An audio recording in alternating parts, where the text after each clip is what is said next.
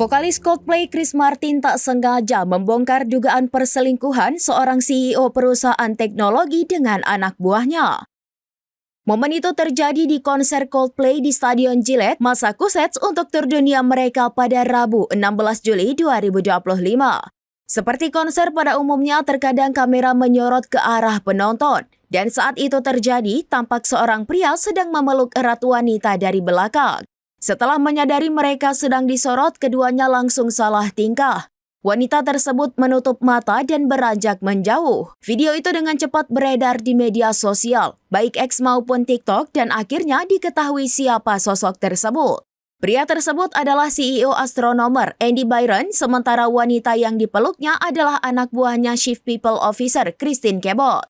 Skandal perselingkuhan antara keduanya lantas ramai dibicarakan karena Byron telah menikah.